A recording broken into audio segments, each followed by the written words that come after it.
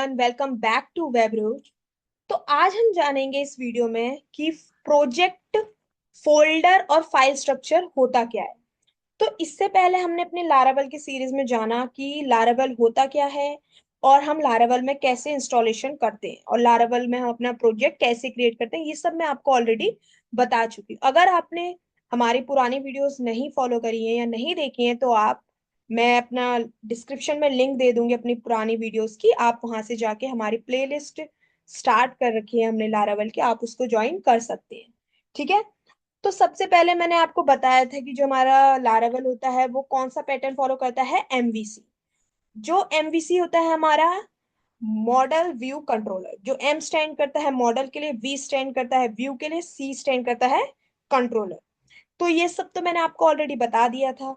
अब इसमें सबसे पहले हमें मेन फाइल फोल्डर के बारे में अच्छी खासी नॉलेज होनी चाहिए अपने लारावल के प्रोजेक्ट वगैरह क्रिएट करने के लिए। तो जो मेन फाइल फोल्डर्स हैं हमारे कौन कौन से हैं, सबसे पहले हमारा है मॉडल फोल्डर। मॉडल फोल्डर है। और फिर सेकंड जो है हमारा है वो है कंट्रोलर फोल्डर। थर्ड जो है हमारा view folder. Fourth routing folder. Fifth acid folder. वैसे हम इसको एसिड फोल्डर कहते हैं बट लारावल में हम इसको पब्लिक फोल्डर के नाम से जानते हैं। ठीक है।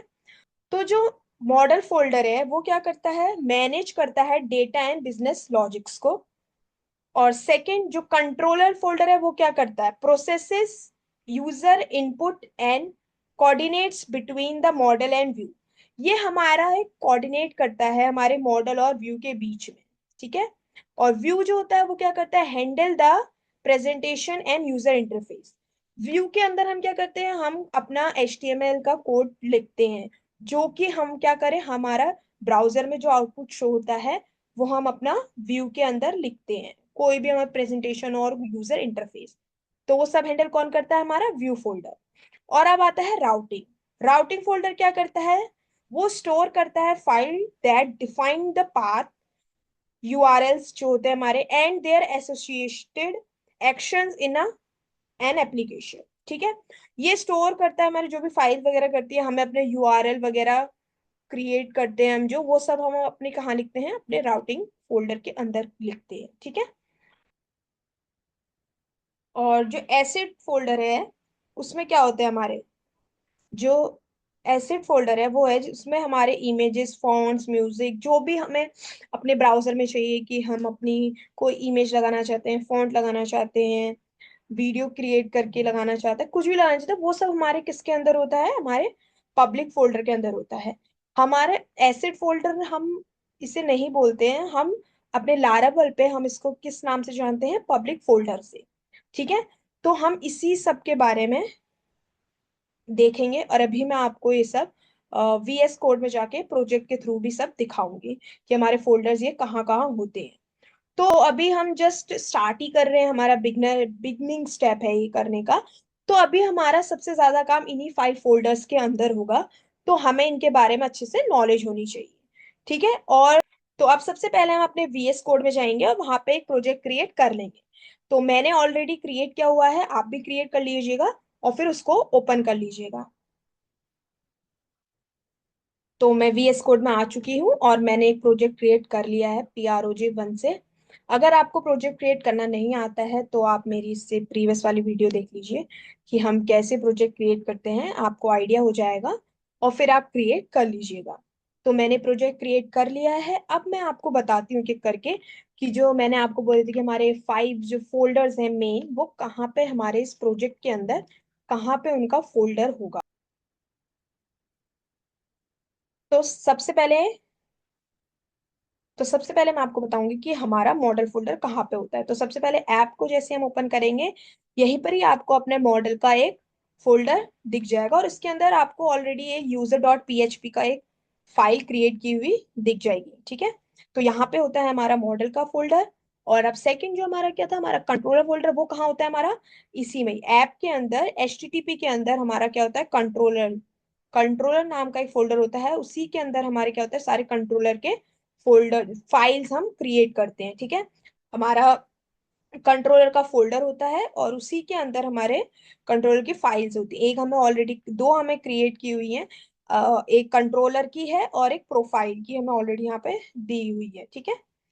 और फिर थर्ड जो हमारा है व्यू, व्यू हमारा किसके अंदर होता है, आप जाएंगे नीचे, आप देखेंगे यहाँ रिसोर्सेज है, रिसोर्सेज के फोल्डर को आप जैसे ही ओपन करेंगे, यहाँ पे आपको एक CSS और JS की भी फोल्डर दिख रहे हैं, उसी के अंदर आपको एक व्यू का दिखेगा। तो ये रहा हमारा व्यू।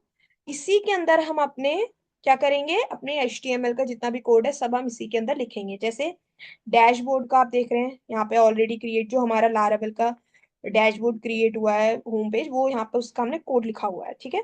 तो हम यहीं पर ही अपनी व्यू की जो फाइल्स वगैरह हम क्रिएट करते हैं, जैसे हमें होम पेज क्रिएट करना है, अबाउट पेज, वो सब हम यहीं से ही क्रिएट करेंगे अपने व्यू के अंदर, ठीक है। और फिर हमारा है एक राउट का, जहां हम अपने सारे URL को डिफाइन करेंगे, उसका भी एक फोल्डर होगा जो होगा राउट्स नेम का। और फिर उसी के अंदर आपको एक web.php का मिलेगा, आप इसी के अंदर यहाँ पे इस एरिया पे हम अपने क्या करेंगे, सारे के सारे अपने राउट्स को डिफाइन करेंगे, ठीक है। तो ये रहा हमारा राउट का फोल्डर, एसेट फोल्डर। तो ये जिसको हम लारावेल में पब्लिक बोलते हैं, तो यहाँ पब्लिक के अंदर आप जैसे ही जाएंगे, आप यहाँ पे क्रिएट कर सकते हैं फोल्डर। जैसे क्रिएट करके यहाँ पे आपने डाल दिया इमेज का, इमेज एक फोल्डर क्रिएट कर दिया हमने। तो आप देख रहे हैं हमारे पब्लिक के अंदर हमारा वो फोल्डर क्रिएट हो चुका है। आप इसके अंदर चाहे अपनी मल्टीपल इमेजेस यहाँ पे स्टोर करके रख सकते हैं, और ऐसे ही हम यहाँ पे अपनी CSS की भी फाइल क्रिएट कर सकते हैं। CSS की कर दी मैंने, अरे रे रे नहीं, देखो फिर वही गलती कर दी ना मैंने उसी के अंदर क्लिक करके वहीं पर ही क्रिएट कर दिया, तो इसको हम डिलीट कर देंगे। और अब हम यहाँ पे क्रिएट कर, यहाँ पर क्लिक करके पब्लिक के अंदर यहाँ पे हम एक फोल्डर क्रिएट कर देंगे, किसका, CSS का। ऐसे ही आप अपने हिसाब से यहाँ पे JS का क्रिएट कर सकते हैं। ये देखो फिर वही गलती, ये गलती आप भी, आपसे भी हो सकती है, तो आप इसको ध्यान से करिएगा। पब्लिक पे पहले क्लिक करके यहाँ पे, अब मैं यहाँ पे JS भी डाल देती हूँ, मैंने ये भी क्रिएट कर दी।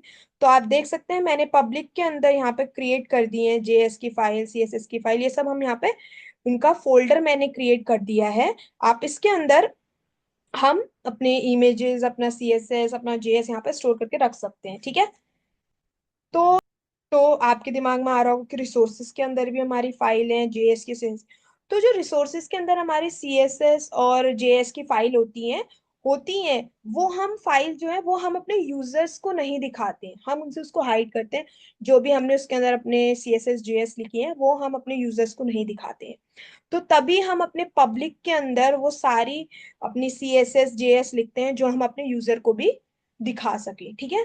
तो इसीलिए हम जो भी मेन हमारी सारी इंटरफेस वगैरह के लिए यूज होंगे, तो वो सारी हम अपनी कहाँ, पब्लिक के अंदर CSS और JS का वहां पे उसको यूज करेंगे, ठीक है।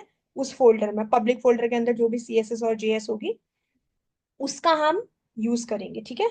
और जो भी रिसोर्सेज के अंदर होती हैं वो मैंने आपको बता दिया, वो हम अपने यूजर से हाइड करके रखते हैं।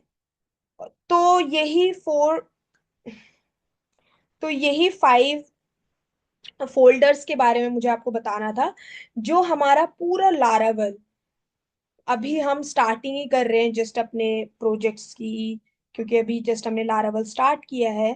तो इसी में ही, इसमें हमें बहुत ज्यादा काम आएंगे यही 5 फोल्डर्स, जिनका हम ज्यादातर यूज करेंगे अपने प्रोजेक्ट्स को क्रिएट करने के लिए अभी। तो बस इस वीडियो में इतना ही, मुझे आपको बस इन 5 फोल्डर्स के बारे में एक शॉर्ट सा डिस्क्रिप्शन बताना था कि इसका कैसे यूज होगा और इनका क्या यूज होता है, हम कैसे अब आगे यूज करेंगे। वो सब अब मैं धीरे धीरे आपको अपनी वीडियोस में बताती रहूंगी। तो अभी के लिए इतना ही, अब मिलते हैं नेक्स्ट वीडियो में।